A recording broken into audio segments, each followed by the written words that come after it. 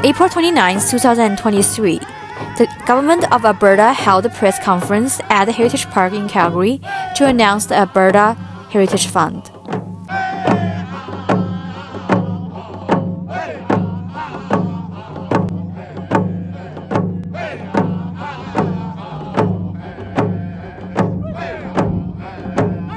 Alberta officially became a province in 1905, but even before that time, so many people from different backgrounds called this place home and built it into what it is today.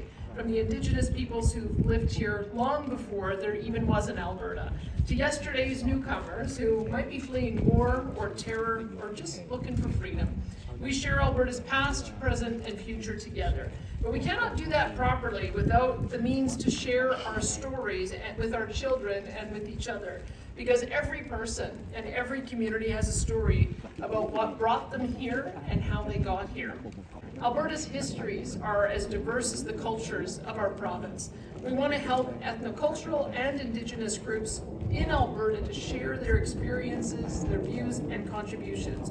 We want to ensure every group gets higher visibility and a respectful hearing. And this is the right place to tell you about it. Our government is determined to make this fact widely appreciated because it's true and because it's key to ensuring that Alberta is a safe and fair place for absolutely everyone. So I'm pleased to announce that we are creating a new $1 million Cultural Heritage Initiatives grant program. And these grants are going to support projects that share the traditions, stories, and histories of many cultures, including Indigenous and ethnocultural groups. Jason Luan, our Minister of Culture, has more details on the program, and I'll invite him up now to share those. Thank you so much for being up today.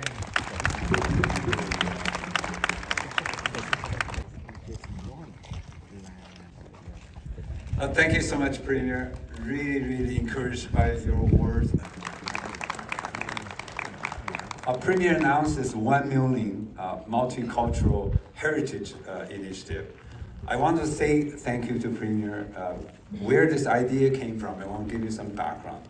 When Premier and I were celebrating Lunar New Year, we're going around the province, and people are asking the 100-year Chinese Head Tax Exclusion Act is coming this year. I believe July 1st is the commemoration date. It brings so much hardship to many of our community here. Some don't want to talk about it. It's a dark side of our history. Others want to make sure that we have education and other means to educate new generations so that such thing will never happen. And I want to say thank you to Premier. You openly addressed that issue at a time when the community need to hear our leader have no tolerance of any form or shape of discrimination. She also asked me to consult with our community to come up with a solution, what we can do for our community.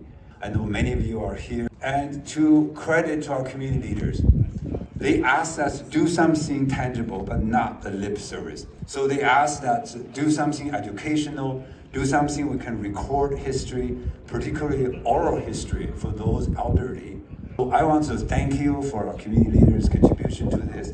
I also want to thank my department. They took your input to heart. Whether it's other culture, whether it's Indigenous, whether it's Heritage Park, I know you've had a display 2 months now named as We Were Here. It was the early history of Chinatown that some of the exhibit was moved from Lohi, the room over here. So with a grand opening like this, I sure want to see more of such exhibit, not only Chinese, but every culture here. We have so many community leaders with us today. So I'm looking forward to the new, revitalized Heritage Park that we are all part of it.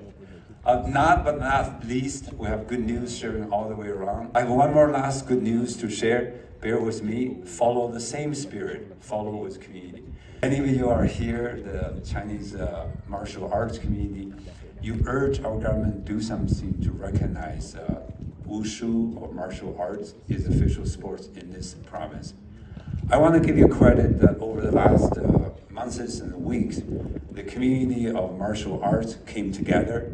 You formed one unified force, the Wushu Alberta Society, which is sanctioned by Wushu Canada as the only provincial sports organization for Wushu in Alberta, and representing over 25,000 players and organizations about that.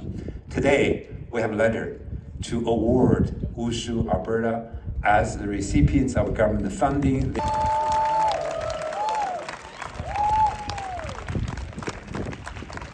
I want to give credit to you, that was your idea. I want to give credit to Premier. It was her leadership, make sure her minister follow community lead. So thank you so much. It's been a pleasure sharing the great news with you, and all the best. Thank you.